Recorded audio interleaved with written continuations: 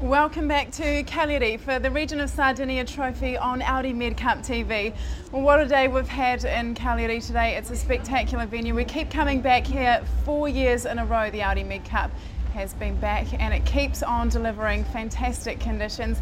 Today was very frustrating indeed. We only had 6 to 9 knots and waited a long time out on the water to get started. But when we did, 2 teams returned to the dock with very wide smiles on their faces, and they were Audi sailing team powered by All for One, and Stefan Candler, the CEO of Audi All for One, joins us to have a chat about the TP52 fleet today. And the local team 22 from Sardinia had a win today in the Soto 40 fleet, and boy were they excited out on the water. Mario Flores from 22 joins us. Mario, how excited were you out on the water? You guys were absolutely thrilled, weren't you? Very excited. We took the boat for the first time on Sunday. We tried it Monday, and then for us, yesterday was not so good, but for us today to actually win was wow. Yeah. Something incredible. Absolutely. Well, we're going to show you those pictures, that moment of elation very shortly. But before we get started, it was a very long and frustrating day out on the water today. We were waiting around for about 4 hours for racing to get going. The Mistral died away earlier in the day, so it was scorching hot, especially for the teams waiting out there and the official judges as well. It's been a long day out on the water, waiting around for them, waiting to get started in the heat of the day. We're going to show you now a little package on what it takes exactly to be a judge out on the water and the challenges in that role. A new concept introduced to the Audi MedCup this year is the instant jury. Some battles in the TP52 and Soto 40 fleet can get intense and require judges and referees to make decisions from what they can see on the water. There are 3 jury boats with red J-marked flags. Judges indicate any penalties on the water by raising a coloured flag. Green and white indicate play on, red a penalty turn, and black disqualified. Last year, I don't know if you remember, in Barcelona we had a 2-hour protest on the last day, and it ruined the prize giving, it ruined the media work. So this way we could decide that on the water, and at the end of the race we have the final results. Protest! The concept was derived from the Olympic Games. It's effective and it's quick, so racing begins and ends on the water.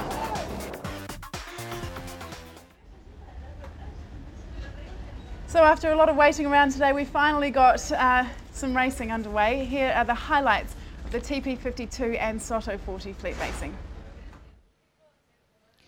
After a wait of 4 hours, the 2 fleets on Friday got a thermal breeze, and it settled eventually to make racing viable. When racing did finally get underway, there were many nervous moments for the afterguard as they made their final choice of the side of the course they preferred. When the start came, the TP52, it was Audi Azura and Synergy that made the early running on the left-hand side of the course. Audi overnight leader Audi All for One started on the left, but were not in the best position to comfortably sail away upwind and decided to cut their losses, tack and sail behind the fleet, head out to the right-hand side of the course. This proved to be either masterful or lucky or both, as the Franco-German team sailed into strong lead, rounded the top mark with a comfortable margin ahead of Bribon, and the pair were never seriously threatened again.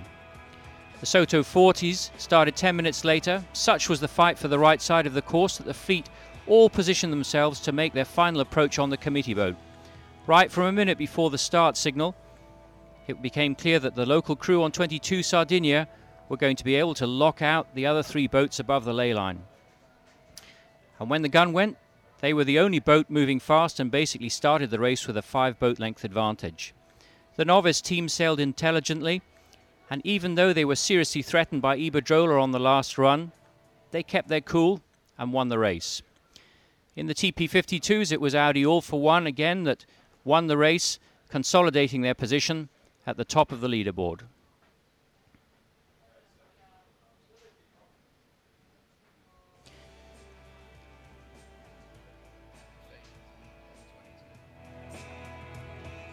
The celebrations on 22, having won their first race, was something to behold.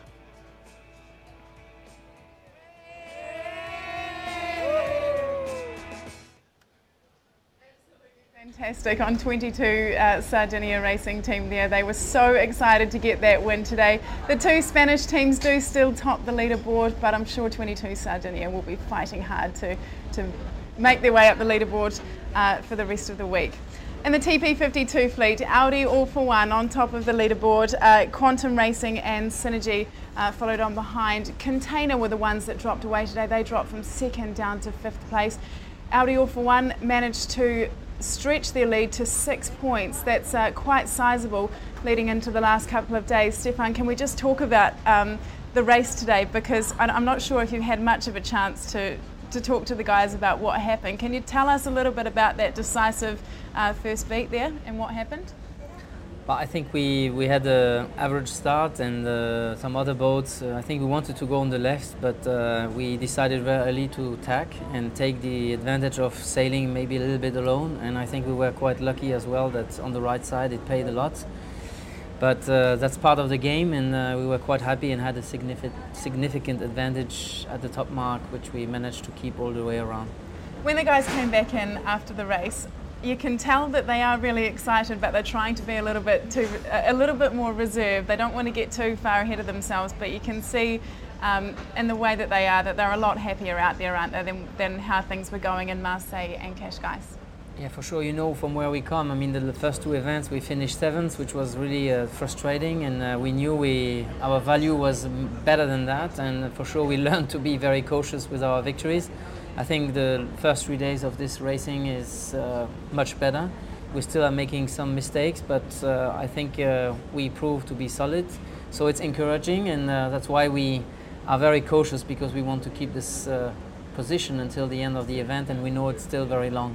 It's tricky out there though, isn't it? I mean, we saw in that VT there, I mean, it's flat water, really, really light conditions, and compare that to the day that we had on the first day when in the Mistral, and it was such fantastic racing. Can you talk a little bit about the conditions out there?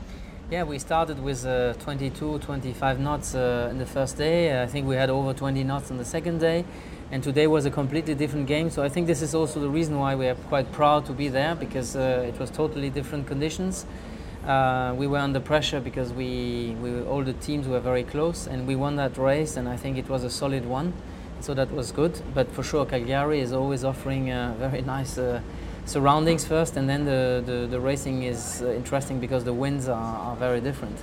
And just a comment about the boat as well. I mean, what changes have you made to the boat? What's different about it? Why is it going faster?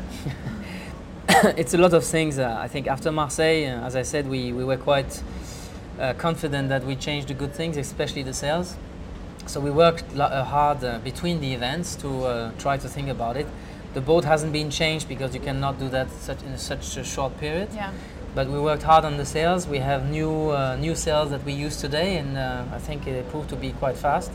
We're still not 100% happy, to be honest, today. I think we were quite lucky as well, but it's part of this week. So we had so much bad luck in the first two events that we deserve, I think, a little bit of luck on this one. Yeah, for sure. Well, Audi sailing team powered by All For One might have been a little bit reserved when they came back to the dock today, but 22 Sardinia was certainly not. You guys were...